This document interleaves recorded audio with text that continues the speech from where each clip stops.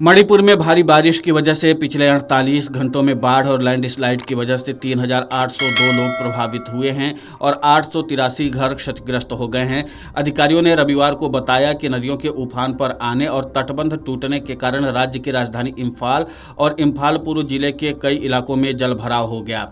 उन्होंने बताया कि मणिपुर के राज्यपाल अजय कुमार भल्ला ने इम्फाल शहर के कई जलमग्न इलाकों का दौरा किया, जबकि सेना और असम राइफल्स के जवानों ने सबसे अधिक प्रभावित जिले इम्फाल पूर्व में जलमग्न इलाकों से लगभग 800 लोगों को सुरक्षित बचाया। राजभवन की ओर से जारी एक बयान में कहा गया कि भल्ला ने मुख्य सचिव पीके सिंह और अन्य वरिष्ठ अधिकारियों के साथ इम्फाल में कांगला, नोंगपोकथोंग, लेरीकेंगबाम, लेईकाई और सिंगजामेई ब्रिज का दौरा किया और वहां की स्थिति का आकलन किया। राज्य में बाढ़ और भूस्खलन के परिणाम स्वरूप पिछले 48 घंटों में कम से कम 3,802 लोग प्रभावित हुए हैं और 883 घर क्षतिग्रस्त हुए हैं।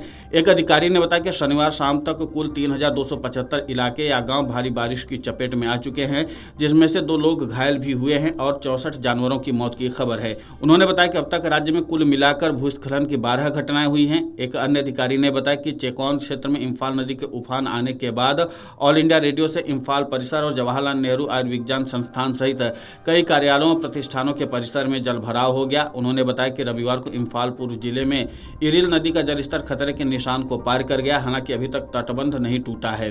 स्थानीय लोग और अधिकारी तटबंधों को मजबूत करने का प्रयास कर रहे हैं। एक अन्य अधिकारी ने बताया कि चेकॉन और वांगखेई में जलस्तर रविवार को सुबह कम हो गया, लेकिन खुरई और हिंगांग निर्वाचन क्षेत्रों में स्थिति अभी जस की तस बनी हुई है। राजभवन की ओर से जारी बयान में कहा गया है कि अपने दौरे के दौरान राज्यपाल ने अधिकारियों को नदी की स्थिति पर बारीकी से नजर रखने और एहतियाती उपाय लागू करने के निर्देश दिए हैं। बयान के अनुसार राज्यपाल ने प्रभावित लोगों के लिए निकासी और अस्थायी राहत उपायों की व्यवस्था करने के लिए उपायुक्तों को निर्देश भी दिए हैं और राज्य आपदा मोचन बल और राष्ट्रीय आपदा मोचन बल की इकाइयों को भी सतर्क कर दिया गया है। वहीं भारी बारिश ने असम में भी भारी तबाही मचा दी है। गुवाहाटी शहर में बाढ़ और बाहरी इलाकों में बोंडा में भूस्खलन के चलते 5 लोगों की मौत हो गई। गुवाहाटी और कामरूप जिले में शनिवार को स्कूल और कॉलेज बंद रहे और राज्य सरकार ने अपने उन कर्मचारियों को विशेष आकस्मिक अवकाश की घोषणा की जिन्हें काम पर जाने के लिए यात्रा करनी पड़ती है। शनिवार को पूर्वोत्तर में बाढ़ से राज्य के कुल 12 जिले प्रभावित हुए और गोलाघाट तथा लखीमपुर जिलों में बाढ़ संबंधी घटनाओं में 3 लोगों की मौत हो गई।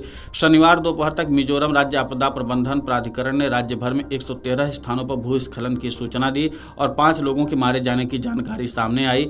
मेघालय राज्य आपदा प्रबंधन प्राधिकरण ने भी पिछले 2 दिनों में राज्य में 6 लोगों की मौत की सूचना दी है।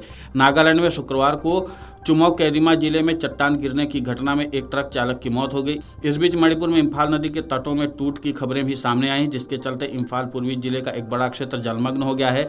सेनापति उखरूल, तामेंगलोंग, नोनी और फेरजावल के पहाड़ी जिलों में अचानक बाढ़ और भूस्खलन की खबरें भी हैं।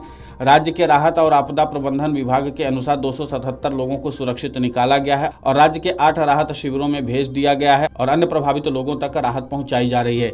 लेकिन इन सबके बीच में सबसे बड़ी चुनौती असम राइफल्स और सेना के लिए है कि जो लोग प्रभावित इलाकों में फंसे हुए हैं उन तक पहुंच पाना, और अगर वहां तक पहुंच जाते हैं तो उनको या तो राहत दी जाएगी या उसके बाद उनको सुरक्षित निकाला जाएगा। लेकिन सबसे बड़ी प्रशासनिक स्तर की चुनौती ये है कि जिस तरीके से जलमग्न इलाके हो गए हैं वहां पर पहुंच पाना और राहत सामग्री पहुंचा पाना अभी भी असम राइफल्स और सेना के लिए एक बड़ी चुनौती साबित हो रहा है। और लगातार बारिश भी हो रही है, कई जगह पर रुक रुक कर बारिश हो रही, तो कई इलाकों में लगातार तेज बारिश होने की वजह से और तटबंध टूटने की वजह से जल भराव की स्थिति बहुत ज्यादा हो चुकी है और कई जगह पर बहाव बहुत ज्यादा है, जहां पर राहत और बचाव कार्य कर पाना मुश्किल हो रहा है।